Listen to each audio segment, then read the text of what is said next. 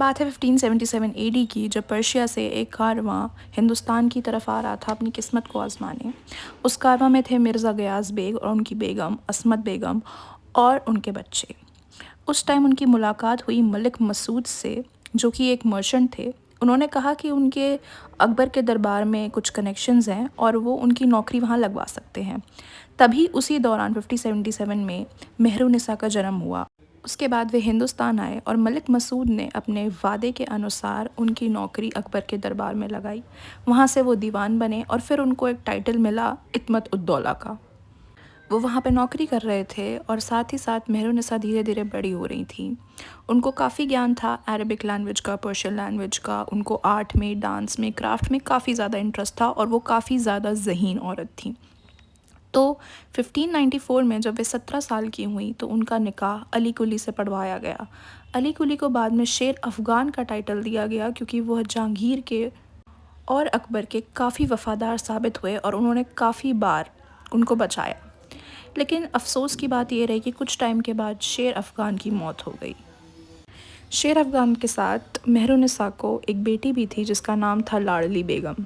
इसके बाद इनको मुग़ल दरबार में बुलाया गया और रुकैया बेगम, जो कि अकबर की बहुत ख़ास बेगम थी, उनका लेडी इन वेटिंग बनाया गया। लेडी इन वेटिंग मतलब जो कि क्वीन को असिस्ट करती है। 4 साल तक उन्होंने ये काम किया। उसके बाद 1611 एडी में जब मीना बाज़ार लगा तो जहांगीर की नज़र नूर जहाँ पे पड़ी और वो खुद को रोक ना सके। उन्होंने तुरंत जाके उनसे कहा कि आप मुझसे निकाह करें और उन्होंने हाँ कह दी। उसके बाद 1611 में 25 मई को उनका निकाह हुआ। जब वे पहली बार उनको अपने महल में लेके आए तो जहांगीर ने उनका नाम नूर महल रखा और कुछ समय के बाद उनका नाम नूर जहाँ कर दिया, यानी जहाँ को रोशन करने वाली। जहांगीर नूर जहाँ से इस कदर मोहब्बत में गिरफ्त थे कि जो भी वह कहती थी वह पत्थर की लकीर थी। जहांगीर उन पे इतना ज़्यादा भरोसा करते थे और वो उनकी इतनी ज़्यादा ख़ास थी कि सियासी मामलों में बिना उनकी इजाज़त के कुछ नहीं होता था। मतलब कि जिस भी सियासी मामले में नूर जहाँ की मोहर नहीं, उसको जहांगीर भी मना कर देते थे। बात इतनी ज़्यादा आगे बढ़ गई थी कि वो मुग़लिया सल्तनत की पहली दफ़ा थी जब किसी बेगम के नाम के सिक्के चलने लग गए थे। नूर जहाँ इतनी ज़्यादा ज़हीन थी कि उन्हें अच्छी तरह पता था कि जहांगीर की लत के कारण उनकी तबीयत धीरे धीरे तो ख़राब हो रही है और एक दिन अगर वो नहीं रहे तो सियासत में बहुत बड़ा बदलाव आ जाएगा। तो उन्होंने अपने पैर मजबूत करने के लिए ये सोचा कि वो अपनी बेटी लाडली बेगम का निकाह सबसे बड़े बेटे खुसरो मिर्ज़ा से पढ़वा दें। जहांगीर के सबसे बड़े बेटे का नाम खुसरो मिर्ज़ा था, जो कि उनके बेटे नहीं थे, किसी और बेगम के बेटे थे। तो खुसरो ने प्रपोज़ल रिजेक्ट कर दिया। फिर उसके बाद प्रपोज़ल गया खुर्रम के पास, जो कि बाद में शाहजहाँ बने। उन्होंने भी मना कर दिया।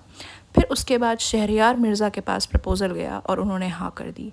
तो शहरयार मिर्ज़ा की और लाडली बेगम का निकाह कराया गया।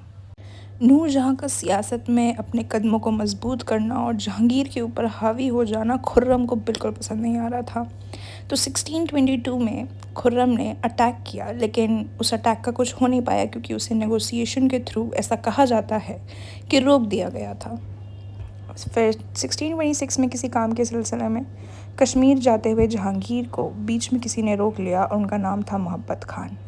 ये बात नूरजहाँ को पता लगी और नूरजहाँ खुद जंग में शामिल हुई हाथी पे सवार होके, लेकिन कुछ ज़्यादा हो नहीं पाया और वो लोग जंग हार गए, जिसका नतीजा ये हुआ कि मोहब्बत खान ने उन्हें जेल में बंद करवा दिया।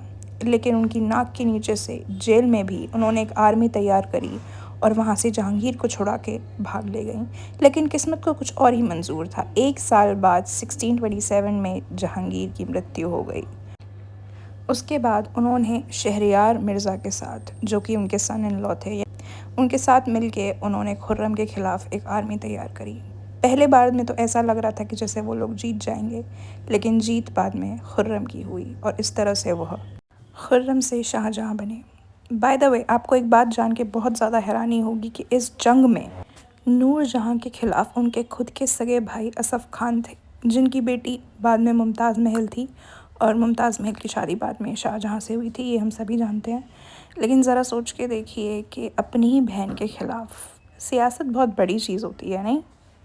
खैर, नूरजहाँ को फिर लाडली बेगम के साथ, जो कि विधवा हो चुकी थी, लाहौर भेज दिया गया और अपनी आगे की ज़िंदगी उन्होंने लाहौर में ही बिताई।